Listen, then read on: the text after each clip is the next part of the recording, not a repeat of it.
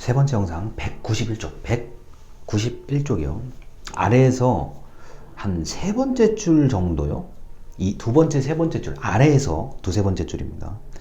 그럼 정부 예산은 어디에 어떻게 쓰이냐를 지금 이제 이번 영상에서 얘기를 할 건데요. 뭐, 여러 가지가 얘기가 있지만, 일단, 우리 대한민국 정부는 예산이 커요. 예산 규모가 굉장히 큰 편에 속하고요. 우리가 모르는, 저도 모르는, 여러분도 모르는 곳에 엄청나게 돈을 많이 써요. 이게 무슨 말이냐? 설마 정부 돈으로 저거까지 하는 거야? 네, 저거까지 해요. 굉장히 정부 돈이 대한민국 전체에 아주 구석구석 다 들어가 있어요. 그렇게 생각을 하시고 이 영상을 보셔야 됩니다. 자, 191쪽의 아래서 두 번째 줄이에요.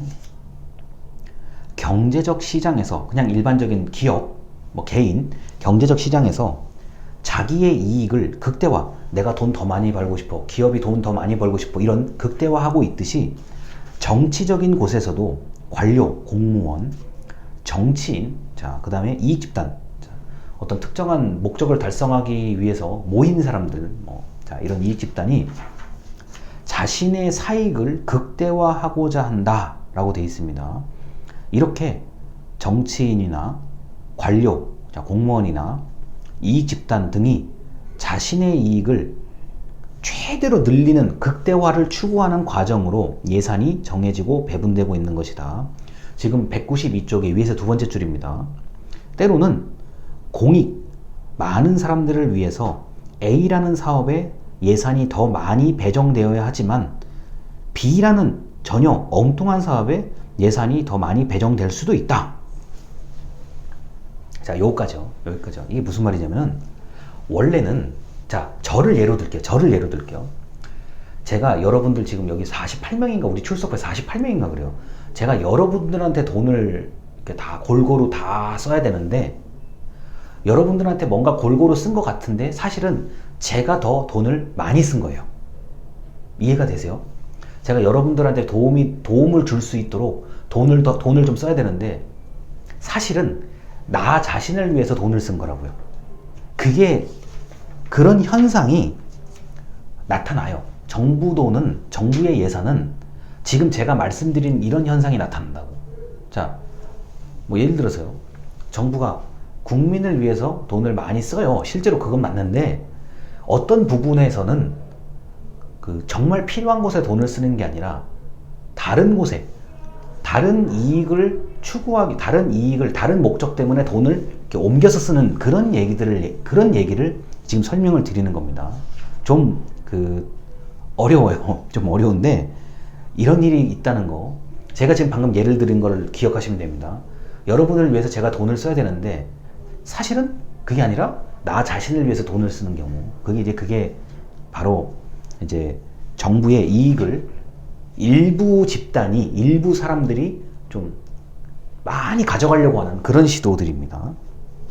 자, 그리고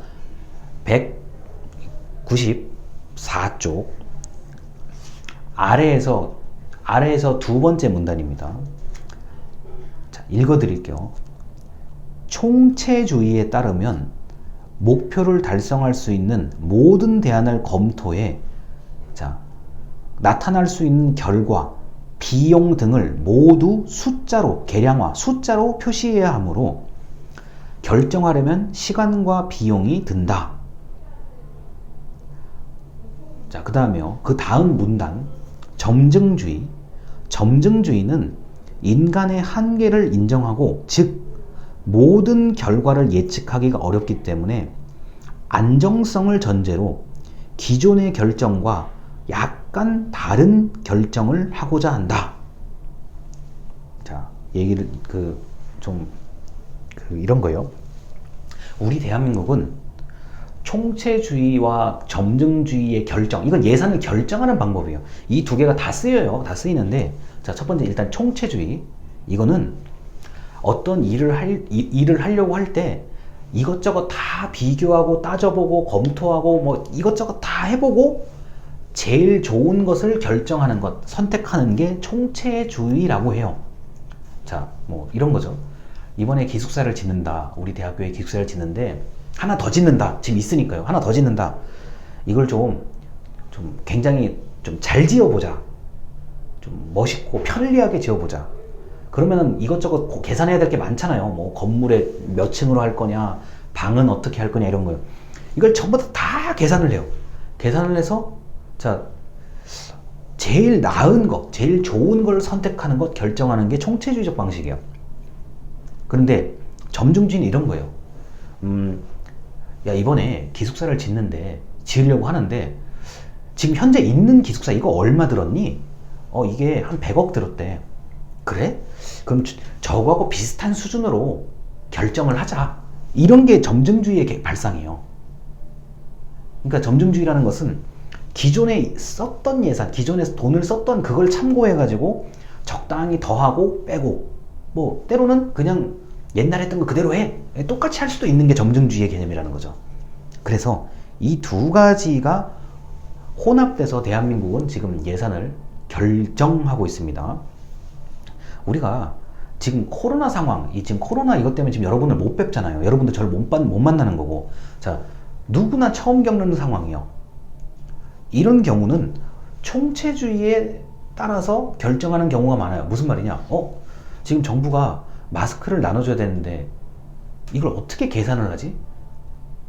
자, 마스크 여러분 하루에 하나를 쓰는 사람도 있고 하나씩 쓰고 버리는 사람도 있지만 마스크 한 번 쓰면 며칠 동안 쓰는 사람들도 많아요.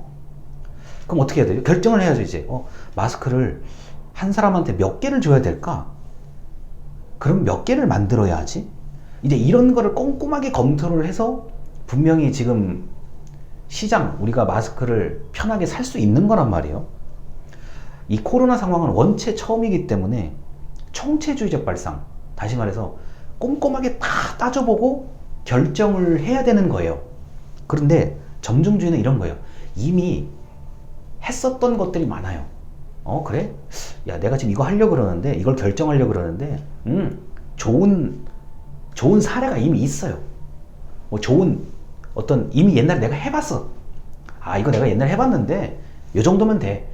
이게 점증주의적 발상이라고 보시면 돼요. 좀 제가 이해를 그냥 좀 편하게 말씀을 드리는 겁니다.